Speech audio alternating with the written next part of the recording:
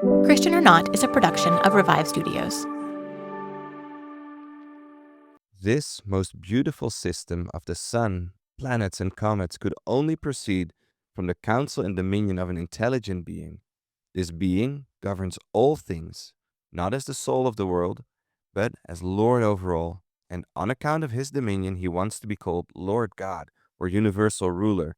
The supreme God is a being eternal, infinite, and absolutely perfect.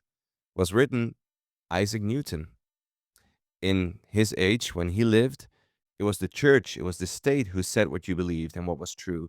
But men like Galileo, Copernicus, Descartes, they began challenging this. And they came up with what we now call the scientific method. So no longer what, what other people say, what the church says is the truth, but what can I prove? What can other people prove? What is, repeatable? And that is where Newton came in with his culmination of this intellectual groundswell, his Principia. I don't understand it. I'm going to be honest with you. If you're watching this podcast and expecting big physics thoughts from us, not happening. But Newton, he formulated laws of motion, universal gravitation. He challenged the way the natural world is understood forever. And it also inadvertently made a rift in society that put science at odds with religion. Atheism, deism first, and then atheism became more normal throughout the Enlightenment into modern history. Was this Isaac Newton's intention? What would he think about the way some of his work is now used and interpreted? Because for him, like I just quoted, it was absolutely clear. His work of making sense of this world in the fields of mathematics, physics, astronomy, and yes, also theology, only had one purpose: to point at a wonderful creator, the Almighty God behind this all. Yes, Isaac Newton considered himself a Christian, and next to rocking the scientific scene with his books on motion, on light, on gravity, he also did extensive research into the Bible. For example, end time prophecies by Daniel and those in Revelations. So, what did his faith mean to him, and how did it impact his life and maybe that of those around him? What did Isaac Newton, one of the greatest minds not just of his time, but of all times, believe? Let's go and find out if Sir Isaac Newton was Christian or not.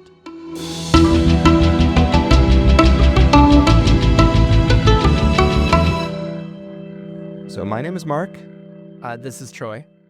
and this is Christian or Not. Christian or not. So the goal of this show is to go through history and ask the very basic question: is this person a Christian or not?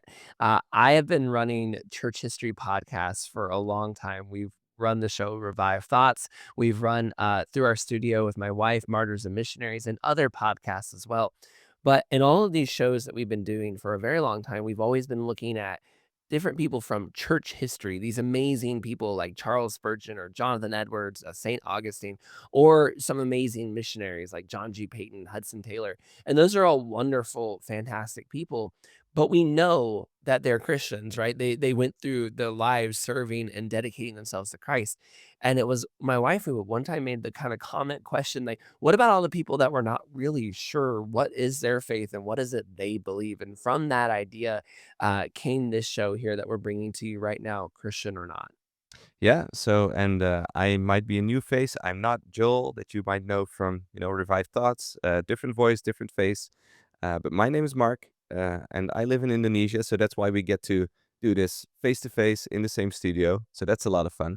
Yeah, this is my first time being in a studio with someone else since Joel and I had to part ways. We still run the show together, but we haven't been able to do that together in a long time. We both live in Indonesia together, and currently, it is a rainy. There's a rainy season's kicking off here in Indonesia.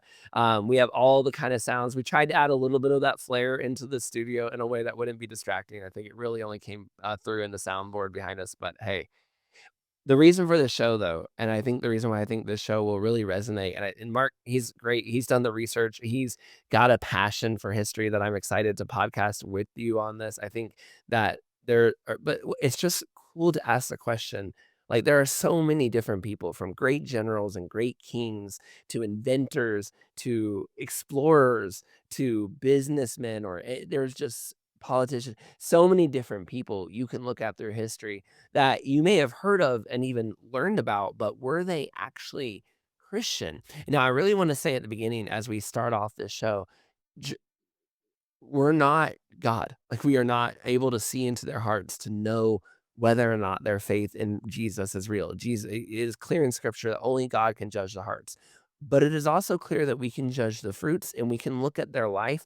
We can look at what they say and we can see, does that match up with what the Bible says? Does that match up with what I would expect the life of a Christian to look like? We'll try to show grace, especially as we look at the certain cultures and places that some of these people are at. I'm not expecting them to be perfect, but I absolutely think we can look back at history and at least do some guessing and discussion. And so that's what we're going to try to do with this show. We're going to start by giving you a rundown. Maybe you're not as familiar with them, or maybe you haven't heard about them since history class. It might have been a while. So we'll give you kind of the walkthrough. Who are they? Why are they important? And what are they famous for? And then from that point on, we're going to kind of give you their theology. What did they say they believed? How does that match? Do we see their actions? Is there something glaring that's telling us there's a problem or not?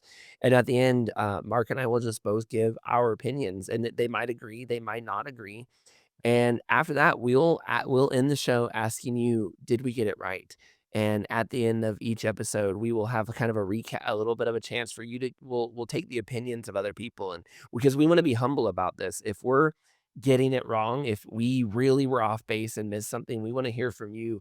And not because, again, this is not the judges in heaven, but just so that we can give everyone a chance to kind of share, like, hey, you guys did a good job maybe, but you so missed this other thing that makes it very obvious he loved Jesus, or it makes it very obvious actually he didn't and it was all a sham. And so that's what we're hoping to do with this show. We're really excited to see where it goes, and I'm really excited to learn more about Isaac Newton here because Mark, I got to be honest with you, my only experience really with Isaac Newton is and teaching jobs, especially when I was a science teacher.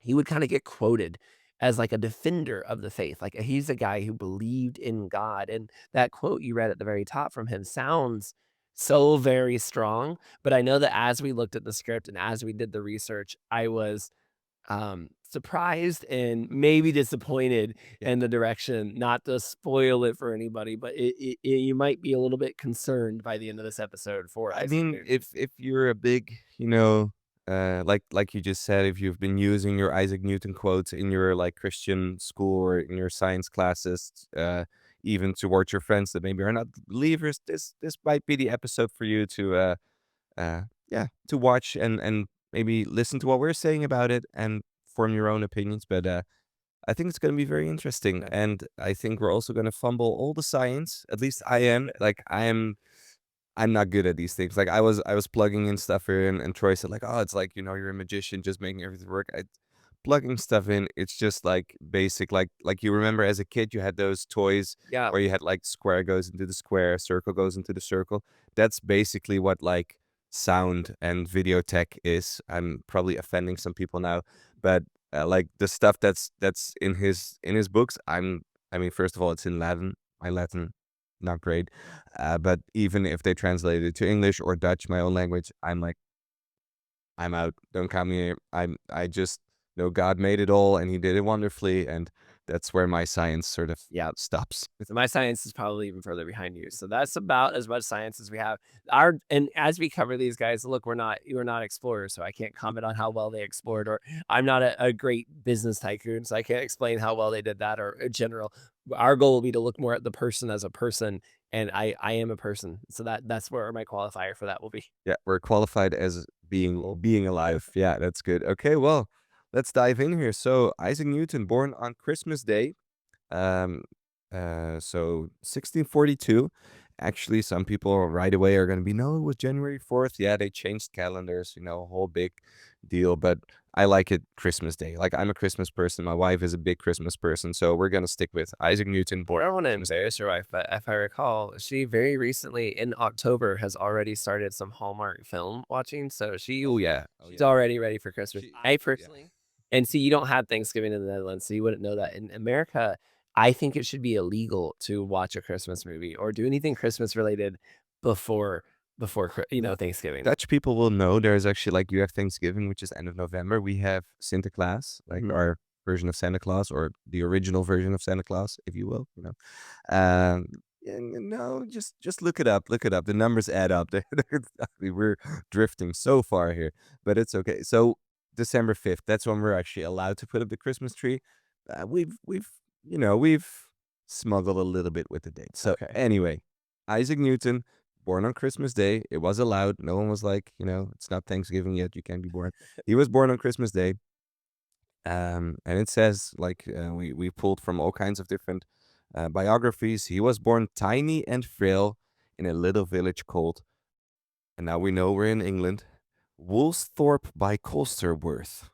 So he was a small baby, and they didn't think he was going to make it, let alone live 84 years old and completely change the world and science and basically how we understand the universe. His father, also named Isaac Newton, had died 3 months before he was born.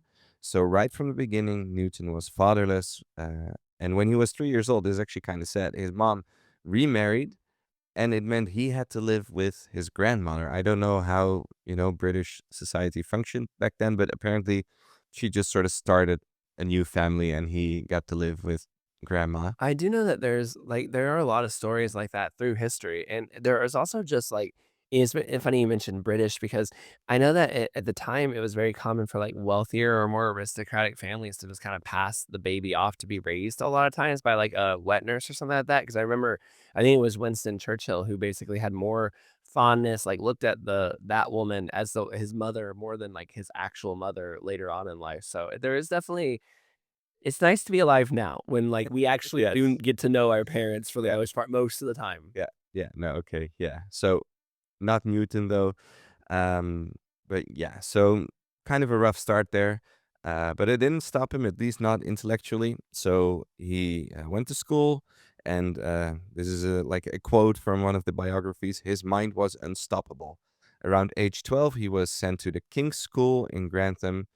He lived with a local apothecary. So again, age 12, already out of the house, already living in his like student dorm. Probably not, but um, already gone from his grandma as well. And he was in school, and then mom got involved again. I like this story. Um, and pulled him out of school and said, Isaac Newton, you're going to be a farmer. Which is absolutely crazy because, like, where's she been his whole life? He's doing so great in school, and she goes, "No, no, no, I'm not raising one of those learning people, okay? Let's get you where you belong Yeah. on a farm." Yeah, well, the good news is it didn't stick. He wasn't a great farmer by all accounts, and the schoolmaster actually came to his mom and said, like, "Please let me have him back. Send him back to school. Like, he's a That's great good enough. student. We need him." Yeah, That's care like, that's a good teacher, like, when you're like, "Hey, bring my kid back, like, this guy was smart. What are you doing putting him out there playing turnips or something?" yeah. Well, I mean, especially in this day and age, Yeah. because there was like no laws telling them to put kids in school at all. I can only imagine, like we have now. You're like, at least in the Netherlands, I know it's like mandatory until you're like 18, or until you graduate. Like if you graduate a little bit earlier than that, but you have to be in school. Like there's just laws saying you have to be. I'm pretty sure in America, you're not allowed to, like, take your kid's education away and just make them a farmer without any education either. I'm not sure about that 100%, but pretty sure it's mostly around the world. But 1600s, I mean, come on, like, bad things were so different back then. Yeah, it was a different time. So he went to school. He then went on to study at Trinity College in Cambridge, which will prove to be kind of an ironic name, Trinity College, but we'll not, spoil or spill all the beans right now. Um, he wasn't wealthy. He started off as something called a subsizar.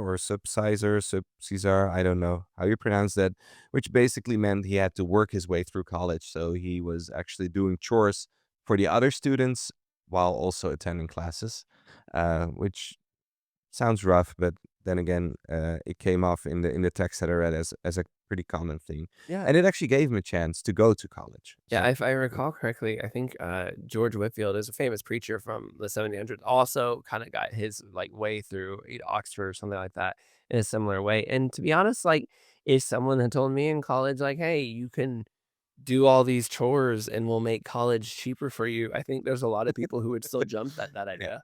yeah, that makes sense. Yeah, so he's in college, and while doing chores, he also learns a lot of stuff, but He has to go through like the regular curriculum. Aristotle was a big thing back then, still, and had to learn his languages like Latin, Greek, all those things. But what he was interested about, and I already mentioned it in the intro, was like the new stuff, like the hip and happening stuff. Um, Descartes, Galileo saying, maybe we're not the center of the universe, and some other smart people that I'm not even gonna name because then I have to pretend that I know what kind of smart thing they did. I know Kepler. I think there's telescopes named after him. Is there like a Kepler telescope? Maybe somewhere in Europe. I don't know. Kepler or kelp is in the ocean. I don't think it's related or in any way, but it's a similar name. Yeah, I don't think that's what we're talking about here. Anyway, in his own time, he would be reading like basically the whole library there. He would be reading all the books, and he would even be working on concepts that his professors didn't even understand really. So he was having a good time in college, and then while he was having a good time, a not so great time came with something called the Great Plague, which I don't think it should be called great, but the Great Plague came, London shuts down, Cambridge shuts down, uh, and Newton has to go back to Woolsthorpe by, I forgot what the name was, something worth. And he is there. I'm gonna interrupt you, by the way, because that Great Plague in London happened in the year 1665, A and the Revive Studios, Revive Thoughts, has a deep dive 2.5 hour long podcast on the year 1666 in London about a fire that happened the year afterwards. The fire killed a lot less people than that plague itself did, which killed a ton of people. But it is I know this has nothing to do with Isaac Newton, but I'm just saying it's a wild ride that if you've never the entire world was changed by this fire, and almost no one has ever heard Yeah, of it. So I'm just saying that plague that affected Isaac Newton that would go on that season in London would go on to reshape the entire world, and almost no one knows why. yeah. I actually didn't put those two together, but I listened to that deep dive and I loved it. It's like there's Catholic conspiracies everywhere and It's nowhere at the same time. It's amazing. Great story. If you have time, look for it. Revive Thoughts, a deep dive on the London fire. Shameless plug here, but for sure. I wasn't part of it, so I can plug it all I want.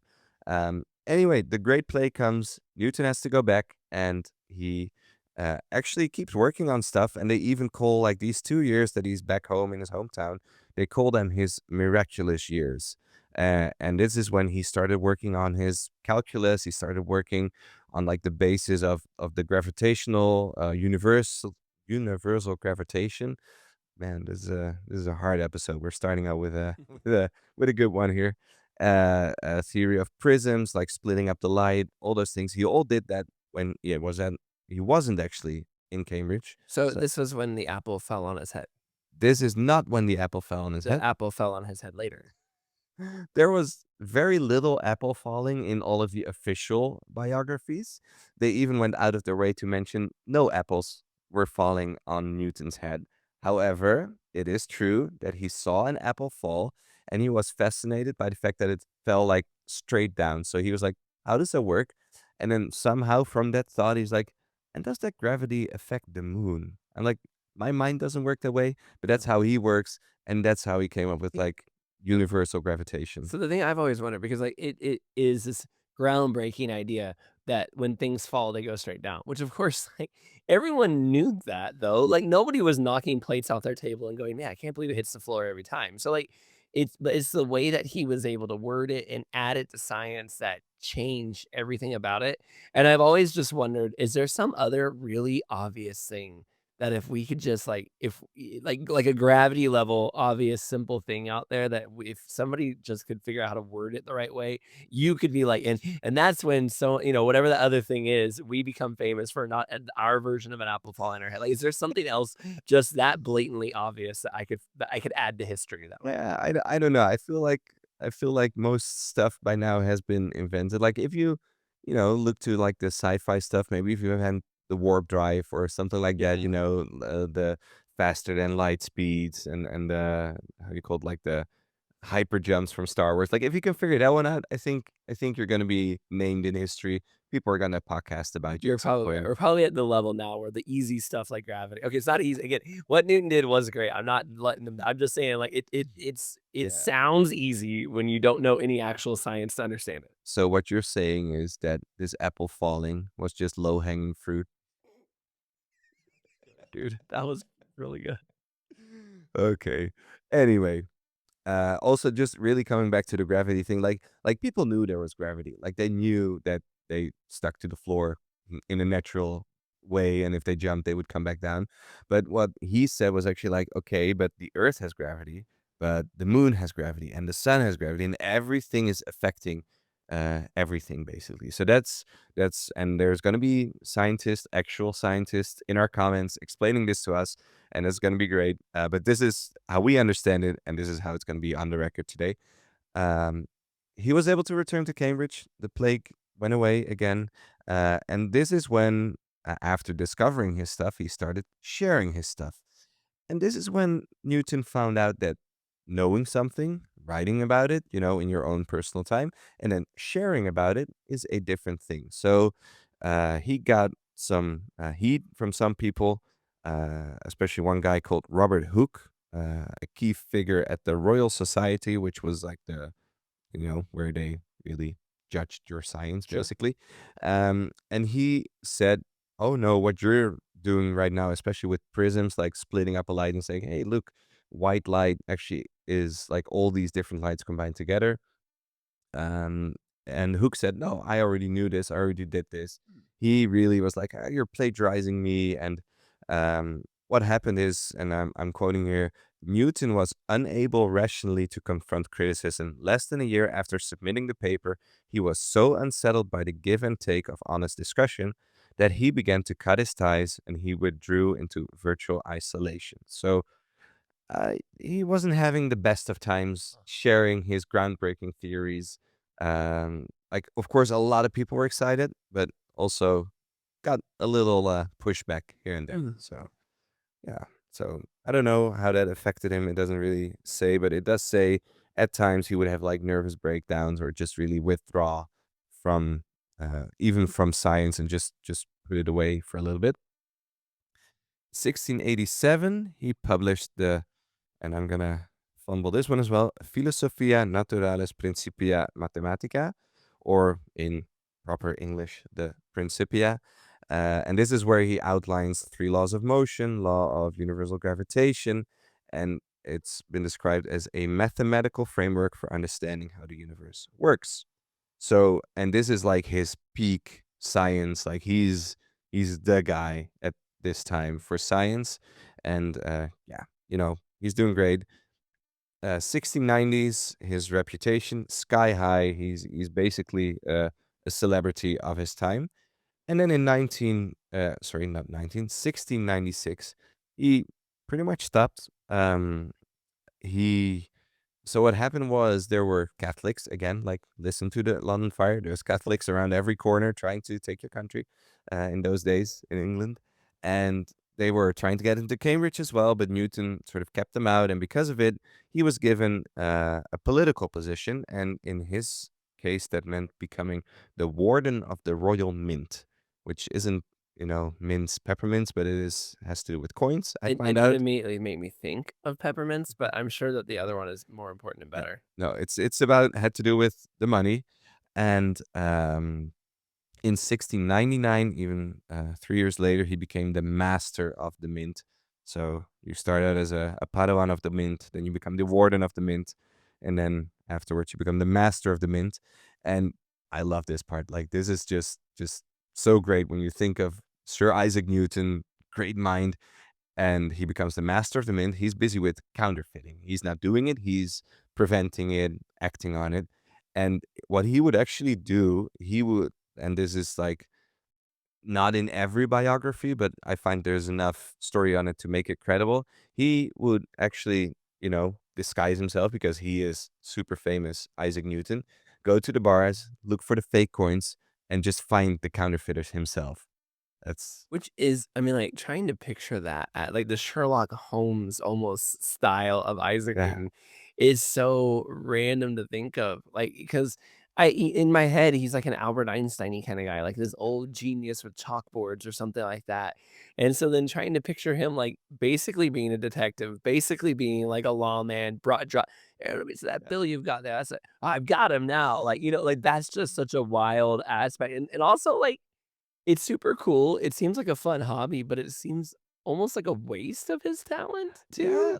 But then again, like, if you really want to get something done, wouldn't you want one of the smartest True. people in like the known world at that time to be True. on the job? If our TV shows on crime have taught us anything, you need one really smart guy with special gifts who leads the confused policeman into every kind of detective scene, right? And that's, I guess, this is where we got it from. Isaac Newton was the original like genius detective guy. I gotta say, this is an amazing TV series There you concept. go. Like just with the real Isaac Newton, everybody's like, "Oh, we're gonna learn about science," and it's just him being in bars, disguised, finding counterfeiters. Actually, a biography on Isaac Newton, the series, and it has nothing to do with his science. It's purely Isaac Newton, the detective. Would definitely take people by I surprise.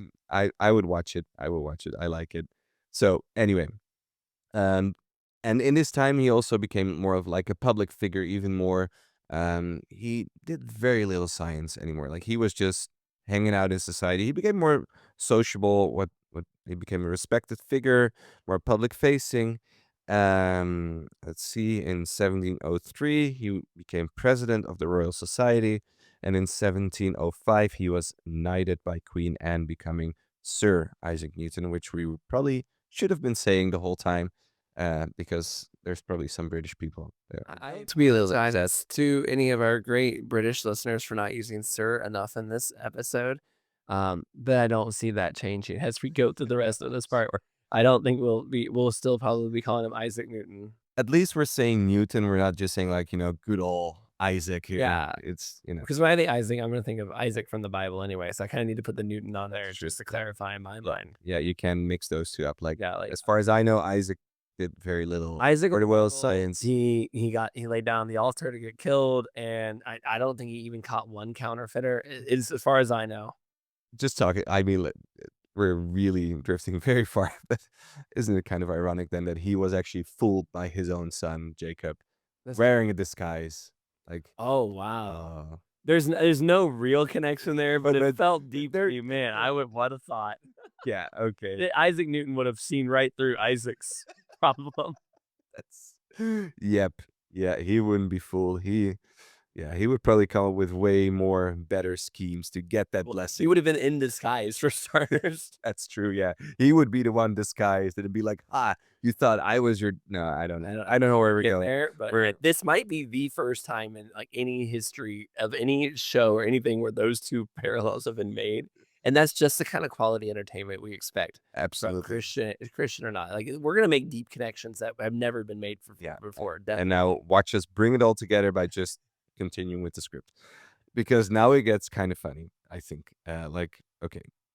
And this is not just like a new phase in his life. Like, so we pretty much done his biography by now. But there was one thing which I didn't know and I did not expect at all. Like, I'm thinking Isaac Newton, Enlightenment, like, people are really thinking in ways that we are thinking. But then I found out that he had the most extensive library of that time on alchemy, which was, kind of a surprise to I me. think it's pretty cool on some level. I mean, alchemy didn't work out because we can't just take random metals and turn them into gold.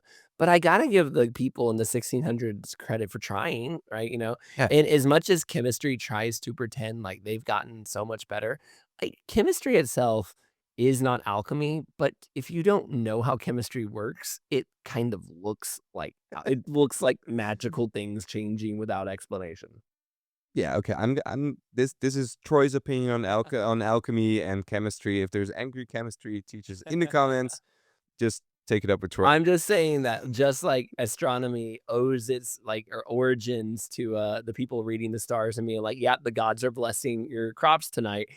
Chemistry kind of owes itself to these people who accidentally poison themselves trying to turn random metals into gold. And they might not be comfortable with that, but that's way back in their history, that's where it started. That's a fair point, and that's actually why it's so interesting to see that someone as smart as Newton coming up with all these new ideas is also really interested in alchemy. Like he had so many books on it, and this is great. Like he was also working on plague cures, and I'm gonna just read the full quote here. The best is a toad suspended by the legs in a chimney for 3 days, which at last vomited up earth with various insects in it onto a dish of yellow wax. If you're taking notes, make good notes, Not clear red picture. wax. Yeah, And that's yellow probably what wax. I've been doing wrong. It's 'cause I wasn't yellow enough, I guess. Gotta get the yellow wax, and then shortly after like after the toad died, then combining powdered toad, so you gotta, powder it down, with the excretions and serum made into lozenges, and worn about the affected area, drove away the contagion and drew out the poison. There you have it. Is that, did that turn out to work? I mean, It's is that what doctors do today? I don't think so. I tried to look for like extensive, studies I'm not like on sure test how persons, I but mean, we've done some I'm sure some experiments to just to toad serum launches. I mean, it's amazing again, like you said, it's amazing to think of somebody who's, like, he understood gravity on a level like none of us are going to. yeah, He wrote so many mathematical maybe invented calculus. Another guy, I think, also thinks he invented calculus, but I think it goes to Newton, and yet he's I mean, imagine you show up at one of his lectures, he's teaching all this stuff, you'd be taking notes like crazy, and then you go home and you'd be smelling this dead toad, and he's like, "Well, we're trying to ward off the plague over there, so I hung up the dead yeah. toad." Yeah, and don't take us wrong here. Like we're not trying to bash Isaac Newton and say like, oh, look how dumb he actually was. No, actually not. I think it just shows his the way his mind worked. Like he was trying to figure out everything. And yeah, the medical field was a little less developed in his time. So there was a little bit more toad and yellow wax around in medicine than there is now, maybe. So it just shows like he was interested in everything. And it also shows in his next point, like he was also very interested in theology. And it actually said in a couple sources, he wrote more on theology and alchemy, those two combined, than anything else he wrote on. So that was actually one of the things that he was really busy with. He wrote like books on Daniel and Revelation, on how those prophecies had worked out through history and what was still to come. And so it's actually very interesting also to see that, yeah, his mind went that way as well. And Daniel and Revelation are, of course, like, I mean, all of that stuff is interesting. It's surprising that we don't have more people writing about that. But even today, like some of the great like thinkers of our time I've seen them on podcasts and doing interviews, and they'll talk about their thoughts on like Daniel and Revelation. You're like, wait, you're talking about like it's just fascinating, interesting people are fascinated and interested in deeper subjects. Yeah. It's actually a question that's not anywhere on our list or anything, but I was just thinking about as you were talking. Do you think if Isaac Newton had never, um, done gravity, had never done all those scientific things that he did, do you think he would be known as, like, a theologian? Like, would we know his name at all because of his theological writings, or would it just be just a random footnote in someone's bibliography? Well, no, but not for the reasons that you think of. Maybe like it wasn't good theology or anything. He actually didn't publish most of it Oh, okay. because, and now we're getting to where it gets interesting, where we get, to the sort of the main dish of this podcast today. It wasn't like very mainstream theology stuff that he was writing about. So, um, yeah, and we're gonna get more into that now. I'm just gonna really quickly finish his biography here, because he died 1727, and then it was written on his gravestone. I want to read that because I think it really gives a good like uh, segue into the next part. Um, so on his gravestone it says, "Here is buried Isaac Newton, Knight, who by his strength of mind almost divine and mathematical principles peculiarly his own explored the course and figures of the planets, the paths of comets, the tides of the sea, the dissimilarities in rays of light, and what no other scholar has previously imagined, the properties of the colors thus produced. Diligent, sagacious, I don't know that word, sorry, and faithful in his expositions of nature, antiquity, and the Holy Scriptures." And here it comes. "He vindicated by his philosophy the majesty of God, mighty and good, and expressed the simplicity of the gospel in his manners. Mortals rejoice that there has existed such and so great an ornament of the human race."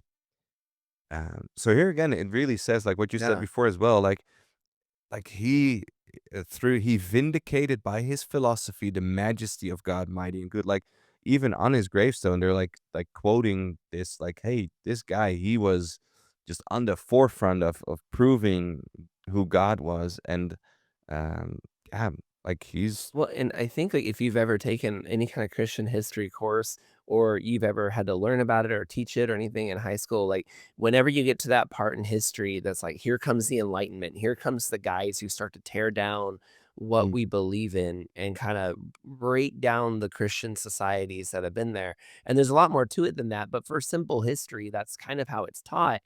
Isaac Newton is kind of the guy I feel like that a lot of quotes suddenly show up from saying, "But look, some of these really great thinkers are here believing in God, defending God."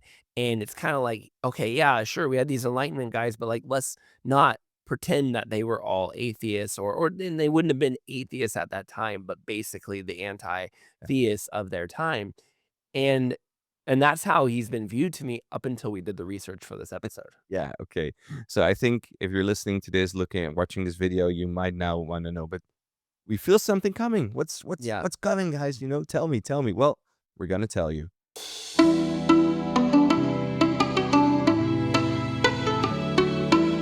Okay, so Isaac Newton and his faith. Like you just asked this question, Troy, and it's a very interesting question because if he wrote that much on theology, where is it? Why don't we, why isn't he up there in the lists of the books that we read about theology?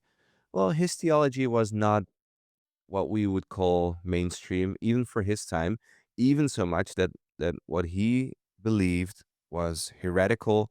The Anglican Church would have just thrown him out for it, like he could not be public about this. So what was so controversial? He was an Arian, basically. He said only God is God, Jesus, not God. And that is your deal breaker. I mean, for a Christian, right? Like, Yeah. we've got to believe in Jesus Christ. For followers of Christ, and Jesus Christ is both God and man. And when you put that in there, it was like it's done. I don't want to say there's nothing more to say because I do want to hear a little bit more about Isaac Newton's beliefs.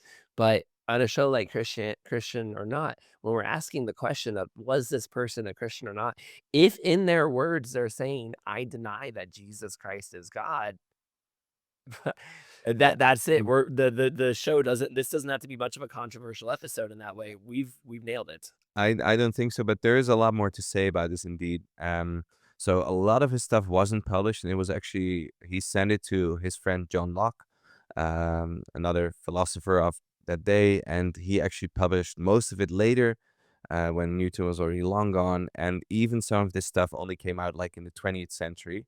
So it might explain how for a longer time, he really was viewed as like, hey, look at this great Christian guy in doing all this science with pointing to God. I mean, looking at his gravestone, you would think, I mean, and who wouldn't want that on their gravestone, you know? I mean, that even if Yeah. you took off the science part, I'd be pretty happy if that last part was my gravestone.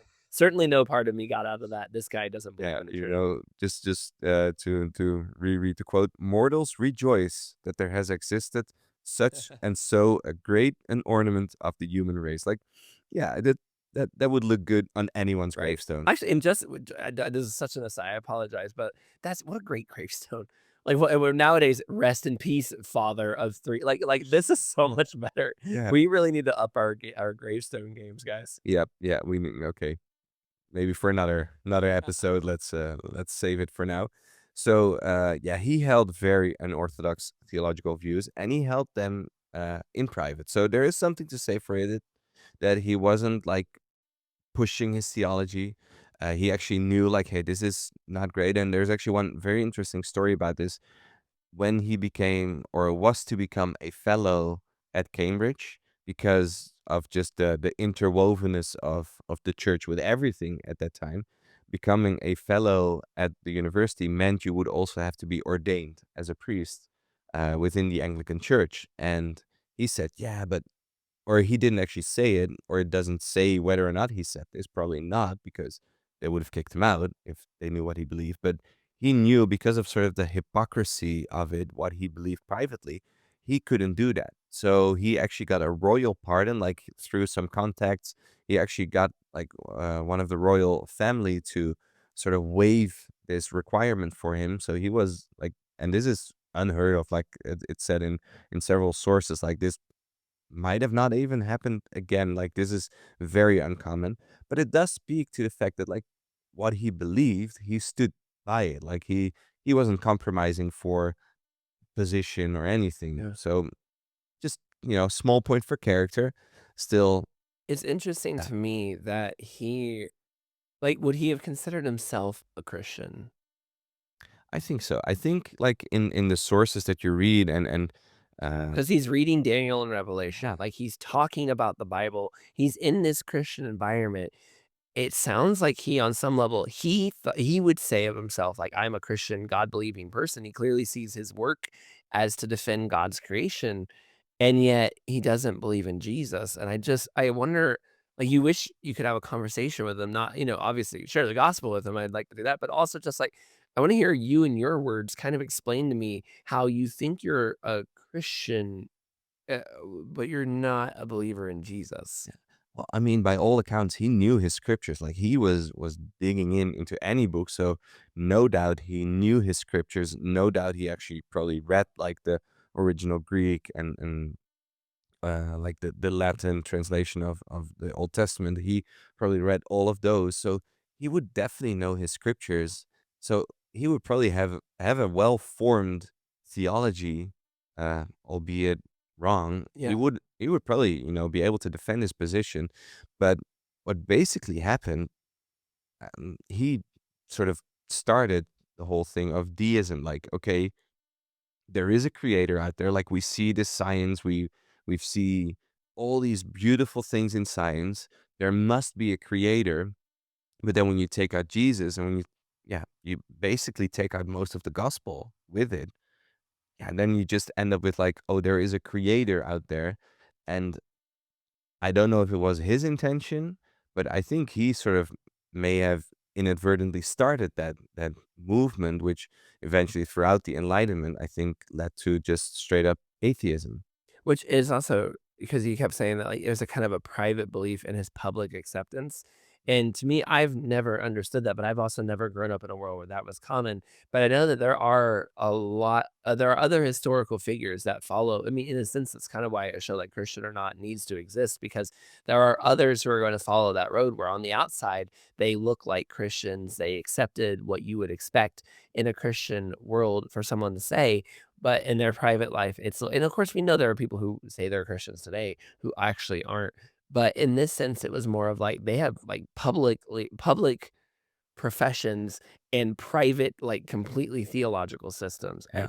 The thing is, I don't know of anybody earlier than Isaac Newton that I can think of right now who would fall necessarily into that category. As we do Christian or Not, we might discover who those other people are. But I do know that I remember because when you mention someone, like when you mention people from the past and say, oh, well, they were Christians back then, there's a group of people who will respond to you like, oh, they all faked it, though. They all had the completely different beliefs.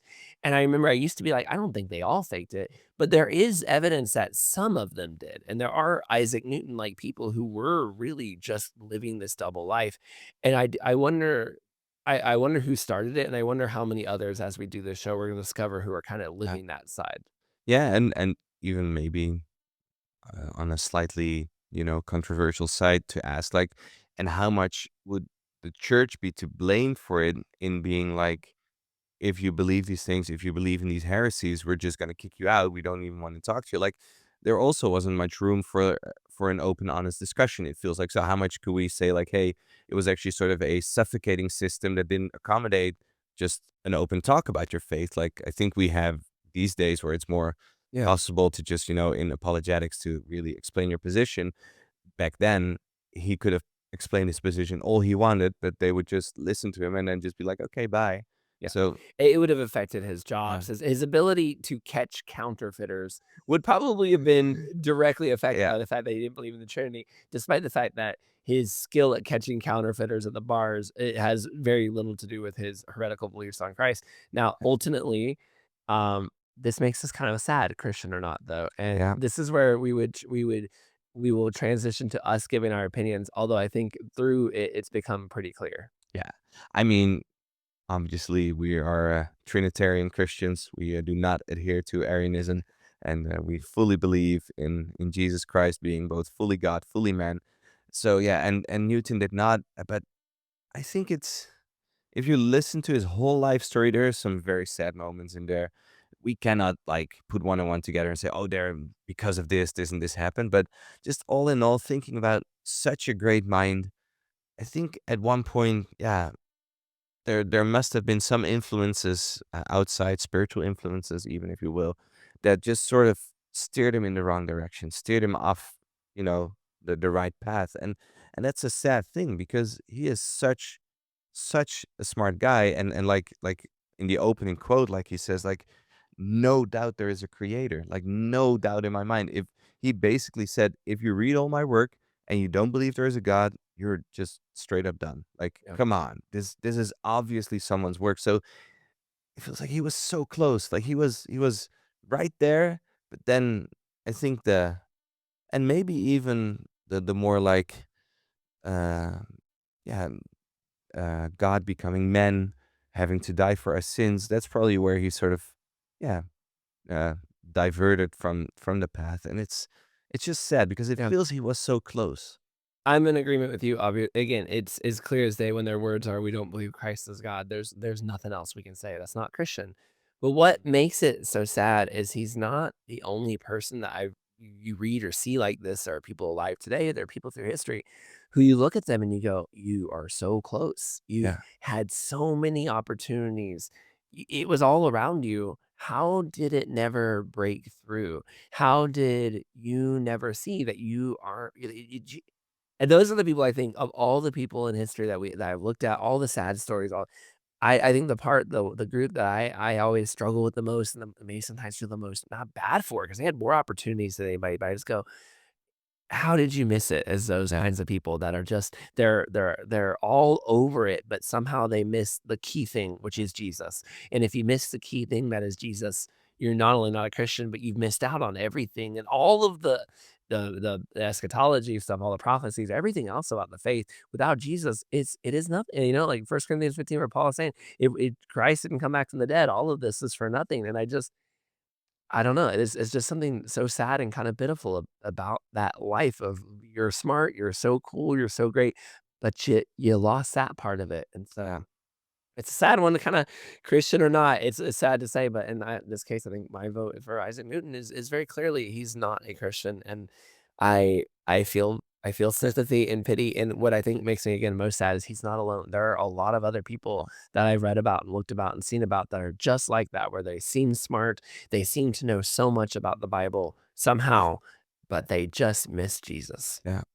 And also, I think sad not just for him personally, of course, but also if you look at sort of what happened after throughout the Enlightenment, where his maybe sort of start with the deism, and of course he wasn't the first one, but he really scientifically laid a foundation for deism, which then later led, to the Enlightenment, and throughout the Enlightenment modern world more into atheism, which is just basically the biggest religion, if you will, in the West, in the countries that we're come up.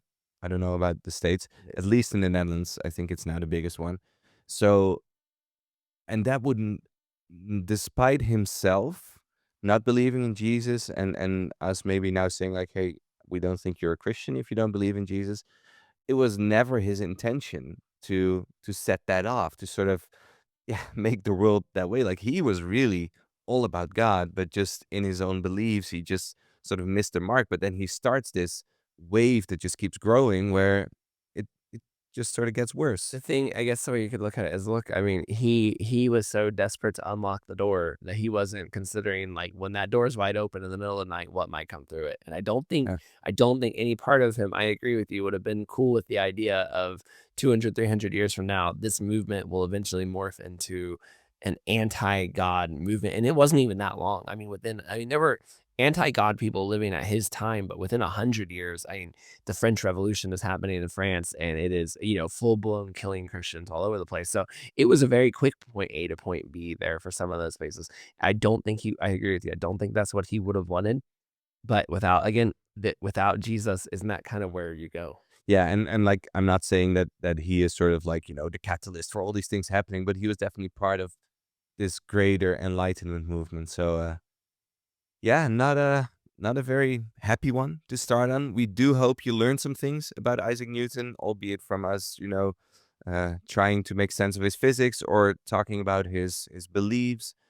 We hope you thought this was an interesting episode, and we'd love to hear your comments as well. Yeah, and leave a comment if you think we missed something. Yeah. If you were like, "No, I've done this research and there's actually a pamphlet," show us. We'd love to be wrong. Leave us comments or send us some messages or share it out there and say, "Hey, here's the part that you're missing." Or if you agree or disagree with us on any part, we want to hear it. And in future episodes, we'll come back and say, "Hey, the people who were listening to Isaac Newton, we missed this important detail. We're so grateful. Here we're changing. This is the opinion of the audience." Or you might come back and we might say, "Yep, it looks like you guys were in agreement with us." There's not much hope we can do. So we want those comments because we want your voice to be a part of this, so that it's not just me and Mark making our judgments here, but that we can all be a part of this, trying to decipher who they are. Okay. Yeah. This is Totally agree. yeah, this is Christian or Not, and thanks for listening. Yes. Thank you for listening. Thank you for watching. And see you next episode with a new person from history. And we're going to learn if that person was a Christian or not.